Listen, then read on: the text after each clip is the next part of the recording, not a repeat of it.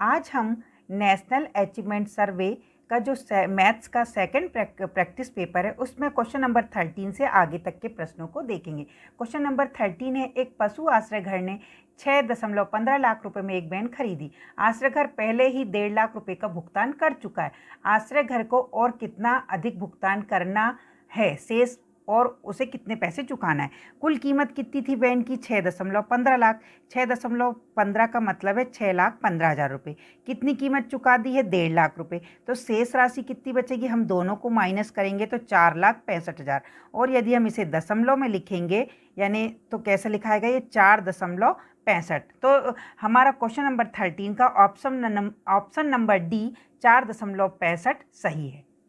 Question number 14 है, 6.807 into 10⁻10 यानी 10 की घात 10 पाने के लिए हमें 6.807 गुणित 10 की पावर 6 को किस संख्या से गुणा करेंगे। बच्चों देखेंगे आपकी 6.807 दोनों में सेम है, पर जो 10 की पावर है, 10 की पावर हमारा जो 10 की घात 10 और यहाँ 10 की घात 6 है, तो दोनों में कितना अंतर आ रहा है? 4। 10 की घात 4 का हम 10 की घात 4 से गुणा कर देंगे और 10 की घात 4 का मतलब होता है 10,000।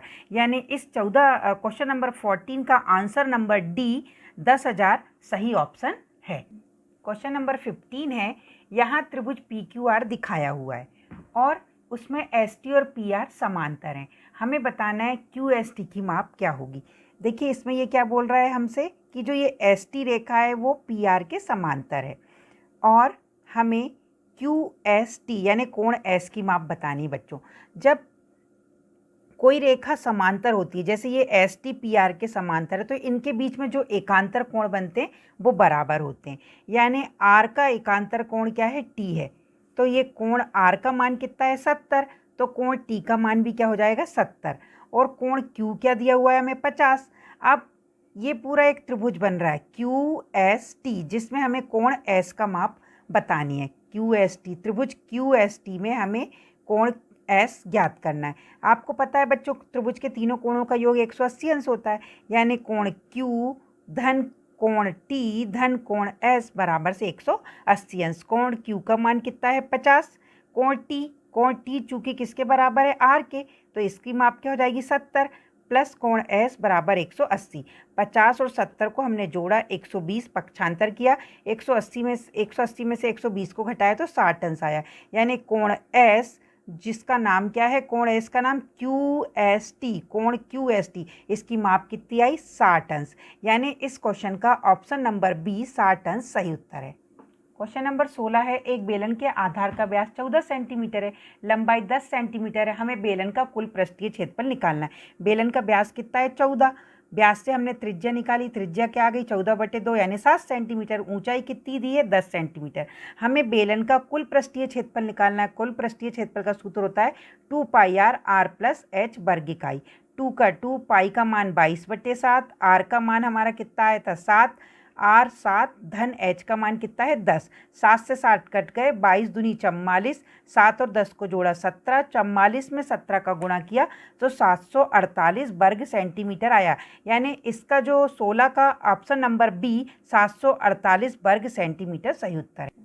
क्वेश्चन नंबर 17 है, एक बस में कुल यात्री का 1/3 यात्री खड़े हुए हैं और बाकी के 60 बैठे हैं। हमें बताना है बस में कितने यात्री थे। सबसे पहले तो हमें बताना है कुल यात्री कितने हैं। हमने कुल यात्री को x मान लिया। बैठे हुए यात्री कितने हैं? 60। और खड़े यात्री कितने हैं? जितना भी टोटल है उसका 1/3। हमने टोटल को कितना माना है? x, तो x का 1/3 हो जाएगा x/3। तो हमने जोड़ेंगे कैसे? खड़े यात्री प्लस बैठे यात्री बराबर से कुल यात्री। खड़े यात्री x/3, बैठे यात्री 60 बराबर से x। लघुत्तम लेंगे 3 आएगा, x का x, यहाँ 1 तिया 3, 3 से 60 का मल्टीप्लाई किया 180 बराबर से x। त्रियक गुणा करेंगे तो 1 का x प्लस 180 बराबर 3 से x का हुआ 3x।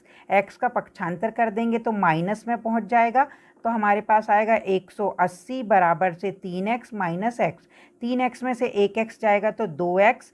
फिर ये x बराबर, ये x को हमने लेफ्ट में लिखा तो x बराबर 180/2। 180 से 2 को काटा तो 90 आया। यानी इसका ऑप्शन नंबर सी 90 यात्री सही ऑप्शन है। क्वेश्चन नंबर 18 है, नीचे दिए गए पैटर्न को देखें। इसमें देखिए बच्चों, आकृति फर्स्ट, आकृति सेकंड, आकृति थर्ड और आकृति 4 बनी है। हमें बताना है कि इस पैटर्न को आगे बढ़ाया जाए तो आकृति 4 और जो अगली आकृति 5 आएगी उसमें बिंदुओं की संख्या में कितना अंतर आएगा, यानी हम ये जो आकृति 4 में कितने बिंदु और जोड़ेंगे जब अगली वाली आकृति आएगी। तो देखें क्या होता है। देखो, सबसे पहले हम देखेंगे दो आकृतियों के मध्य जो अंतर आ रहा है, यानी हमें दो आकृतियों के जो अंतर आ रहा है उस अंतर में 3 जोड़कर उस आकृति में जोड़ने पर अगली आकृति के बिंदु आ रहे हैं। जैसे देखो, पहली आकृति की संख्या कितनी है, 1, ठीक, और हमने दूसरी आकृति में बिंदु कितने हैं, 5। हमने 5 में से 1 घटाया, कितना आया, 4। 4 में हम 3 जोड़ रहे तो क्या आ गया, 7, और हम 7 में जब 5 जोड़ेंगे तो अगली आकृति 12 आ रही है।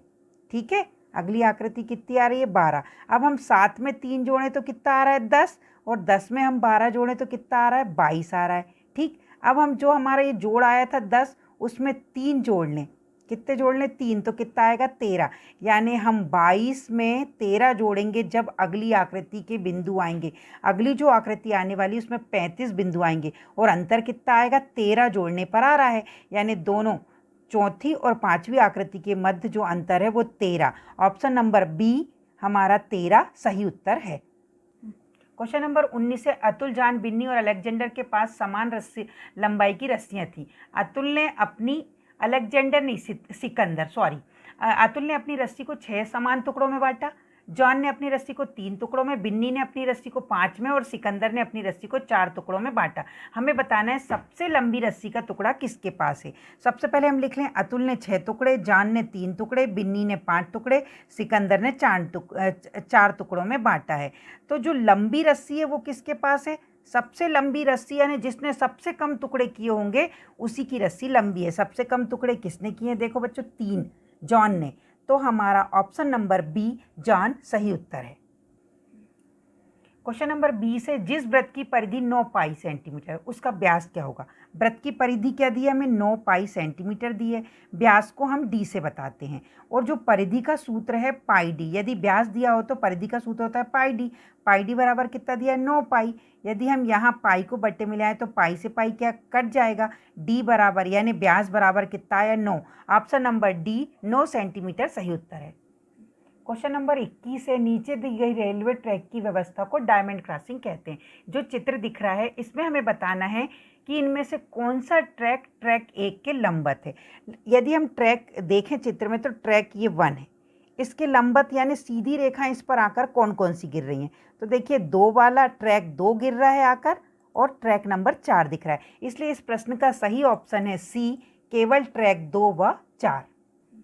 क्वेश्चन नंबर 22 है, नीचे दिखाए गए समांतर चतुर्भुज PQRS का क्षेत्रफल क्या होगा। इसमें से हमें बताना है कि कौन सा सही आंसर है। हमें बताना है समांतर चतुर्भुज PQRS का क्षेत्रफल बताना है। PQRS हम देखेंगे तो इसमें जो आधार दिया है PQ वो कितना है, 7 सेंटीमीटर। आधार हमारा 7 सेंटीमीटर है और ऊंचाई देखेंगे तो Q से लेकर यदि सीधी रेखा जो 4 सेंटीमीटर है वो इस PQRS की ऊंचाई है। यदि हमारे पास आधार और ऊंचाई है तो समांतर चतुर्भुज PQRS का क्षेत्रफल बराबर होगा आधार गुणित ऊंचाई, बेस इंटू हाइट। आधार यानी बेस कितना दिया है, 7, और ऊंचाई कितनी दी है, 4 सेंटीमीटर। दोनों को गुणा करेंगे तो 28, क्षेत्रफल की इकाई स्क्वायर होती है तो 28 सेंटीमीटर स्क्वायर। इसका जो option number C 28 centimetre square सही उत्तर है। बच्चों, इसमें आज हमने क्वेश्चन नंबर 13 से क्वेश्चन नंबर 22 तक देखे। अब इसके अगले क्वेश्चन हम अपने अगली वीडियो में देखेंगे। धन्यवाद।